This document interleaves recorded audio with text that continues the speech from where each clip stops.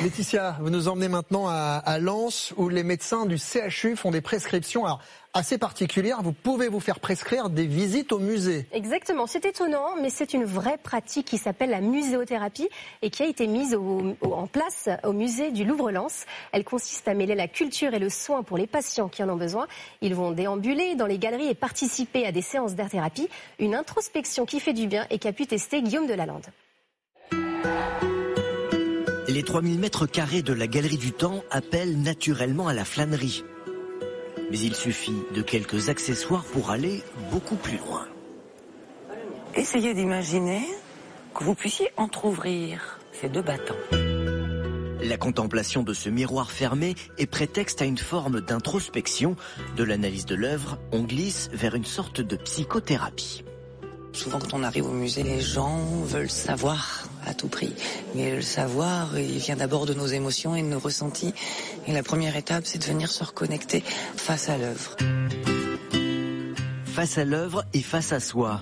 Au-delà du calme et de la sérénité, le musée est aussi un lieu où le mouvement provoque une certaine forme de méditation. Au musée, nous sommes actifs, on se déplace, on recule, on se penche.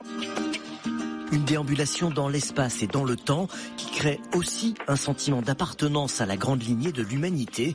La muséothérapie est testée depuis plusieurs années à Montréal et à New York. Et depuis peu, les médecins du centre hospitalier de Lens prescrivent ces séances à des patients comme Philippe, qui vient très régulièrement. Et venir ici, au musée, ça vous fait du bien physiquement ? Oui, physiquement et psychologiquement. Les personnes qui sont touchées par les cancers ont tendance à vivre une grande partie de leur vie tout en noir. Bon, il y a les douleurs, moi quelquefois je viens ici puis j'ai un peu mal. Je l'oublie.